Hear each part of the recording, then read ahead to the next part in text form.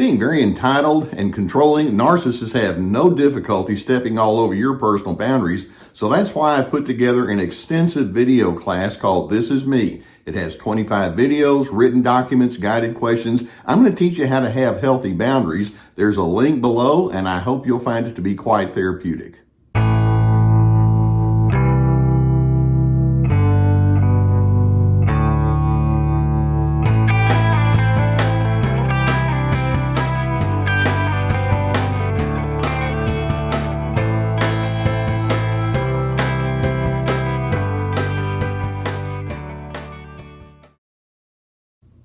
I want you to think about how many times you've tried to engage with that narcissistic individual and you just felt like you're dealing with somebody that makes absolutely no sense. I mean, it was with respect to the way that they try to manage their lives or the insistence they have about how you're supposed to live.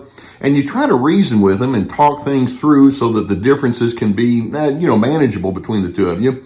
But in the end, you just walk away and think, I'm dealing with somebody that's just insane. This individual is simply not someone that I can reason with. And every time I try to talk with them about coming to terms with who we are and how we can manage our differences, it only makes matters worse. I can't get through to this. There's an insanity that's there. Now, when I use that word insanity, I'm talking about people who are bent towards extreme foolishness or irrationality. They have an inability to think in ways that are deemed to be normal or rational. And then when I talk about cravings, I'm talking about urges that they have on the inside of themselves that can be so strong that they're unable to stop themselves. Not a good combination. Now, in order for you to not get pulled into their cravings and the insanity that goes along with it, I want to see if I can identify 8 of the most common cravings that they have, and I'm going to show you in what ways each of these cravings has an insane element to it. And the more you're able to see what's going on and you can see through their thinking or reasoning or lack of, then the more you're going to be able to maintain your objectivity and stay on your path towards healthiness. Now, the first craving that I want you to see that narcissists have, and this is extremely common, narcissists have a craving for admiration. Now, every one of us has a desire to be accepted or to be deemed to be significant, so that part of it's okay. But the narcissist goes a lot further than that. It's like, I want to be admired. I want to be somebody that's adored. I want you to think of me as the ultimate best. And the insanity is when they allow that craving to take over, they're willing to gain your admiration or others' admiration, even if it means it has to be gained falsely. How many times have you noticed that a narcissist is one way in public, charming and friendly and helpful, but behind the scenes they can be an entirely different person, grouchy or irritable or unconcerned? That's that falseness, and that's the insanity. But they think, well, I've got to do it so I can maintain my craving. A second very common craving that they have is they have a craving to be in the position of authority. Now, by that I mean they've got to be in control. And the narcissist has decided that control is a really good way to go, and I've got to have it. And the insanity of this craving to be in authority and control is that they're willing to do so even though they don't have good insight. And even though their authoritative pronouncements are based on very poor reasoning. These people don't make sense, but to them, the need for authority overrides the need to make sense. And so they're going to push their own agendas and their own desires in an authoritative kind of way, whether it makes sense to you or not, because the craving is so strong. That's insane. Now, coming right off the heels of that, a third craving we can say is narcissists want to look good, but that's not enough. Narcissists crave to look better than, and that's their yearning. And so they're constantly thinking in terms of one up, one down, when in fact they just can't go in an egalitarian kind of way at all. I mean, how many times, for example, if you say I went to this restaurant and they went to a better restaurant, or I have this approach that I'm taking on a project, well, I have a better approach, and they're constantly invalidating you to elevate themselves. They have that craving to be better than. And the insanity is that this means that they are just kind of summarily obliged to invalidate whoever happens to be in front of them in the moment. They make no room for the fact that other individuals may bring their good thoughts to the equation. That's the insanity. Now, again, peeling right off of that one and going into number 4, they also crave to be deemed as the keeper of truth. Now, by that I mean they have all sorts of opinions and all sorts of ideas about how life is supposed to be and what's the correct way of interpreting things. And as a result, they'll push and foist their demands upon you. The insanity is that they will have to become the keeper of truth, even though they use dishonesty to twist their own reasoning into their selfish biases. That's insane, because you see, the craving is more important than the truthfulness of it. But I've got to be right. I've got to be the keeper of truth. I've got to be the one that knows anything and everything about whatever it is we're dealing with. Now, a 5th craving that they have, and that is they crave to use your positive attributes for their own personal gain. When narcissists see you and they notice, there's something about you that I like, and actually in its own backwards way that can be a compliment to you. You may know the right people, or you may have a right kind of knowledge, or there's just something about you that's very pleasant and appealing there. Then it's like, I've got to get what you have. And so they can be calculating and cunning in the way that they engage. And the insanity is, you think, how gratifying is it to get somebody to go along with you if you have to exploit and use them to get them to do your bidding? But it's like, no, I've got to get you to allow me into your inner circle, and I'm very willing to exploit you if that's what I have to do, and I'm very willing to be very cunning in the process. That's insane. Or a 6th craving that they have, and that is they have a craving to become the enforcer whenever somebody does something wrong. In other words, they like to be known as the person you can't mess with, or putting it in a different kind of way, they actually crave watching you have pain. They'll be the inflictor of pain toward you. It's like, I'm going to teach you a lesson, and I'll make sure that you go along with me. And if it means that I have to enforce my will upon you in such a way that it creates a great deal of duress in you, I'm willing to do that. The insanity is that they're willing to embrace evil.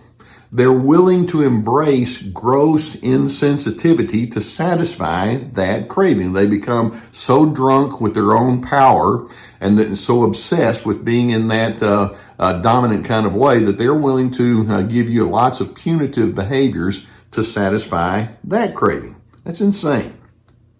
Now, a 7th craving that they can have is they have a craving for social acclaim or social status.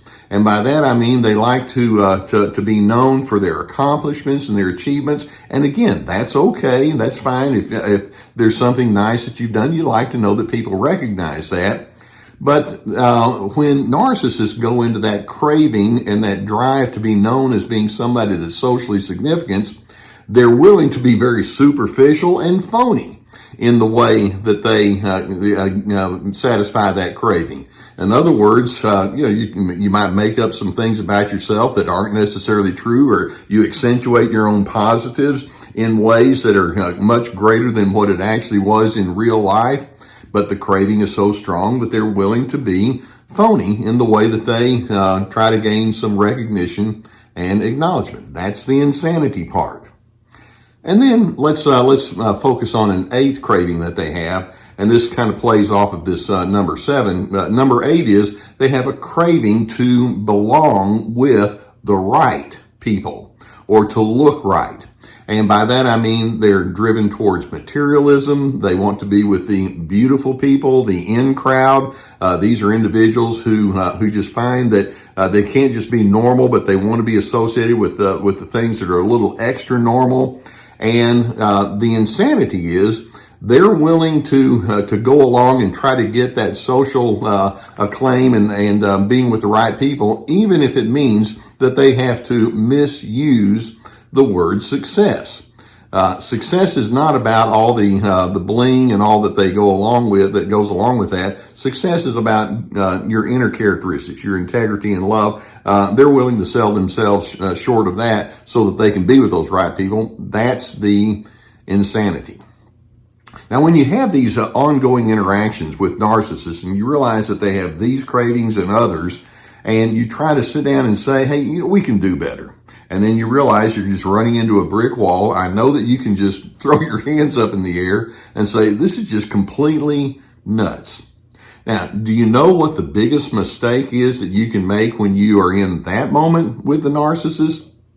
The biggest mistake that you can make is that you try to convince the irrational person of their irrationality.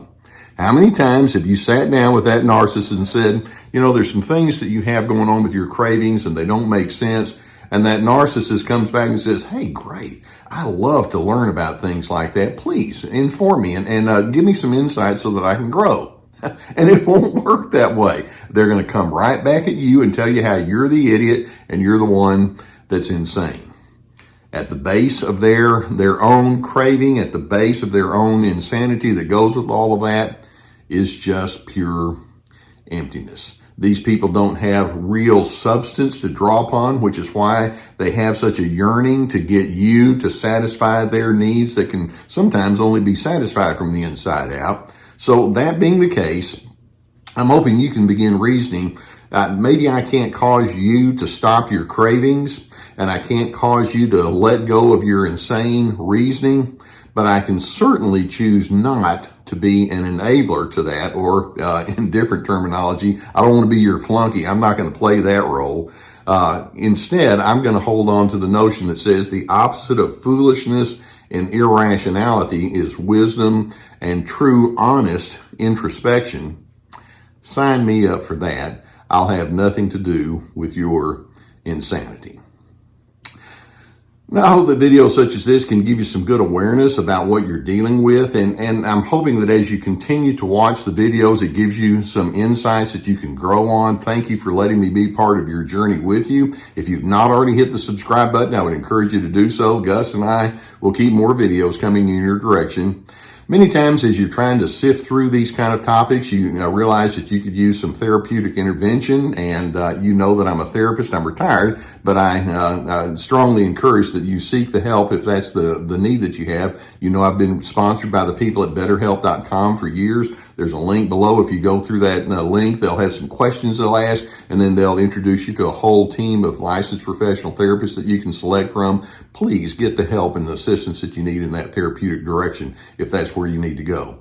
Likewise, I have my therapeutic classes, and this is like signing up for an online course, and each class has its own set of multiple videos and written materials and guided questions that go along with that. We have Ready, Set, Connect about how to make good connections. We have This Is Me about establishing your boundaries, free to be, finding yourself despite those controllers.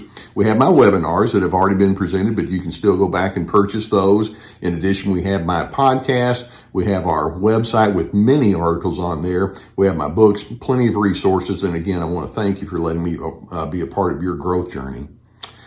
Okay, let's recognize that narcissists are indeed empty, which means they crave whatever it is they can have from you so that they can build themselves up, but with all the wrong, insane reasoning that goes along with it. I hope you can see straight through that and you can determine somebody in this equation needs to be sane and needs to be reasonable and utilize that wisdom I just mentioned. I hope that can be you. And in doing so, I'm hoping it can position you to become a person of peace.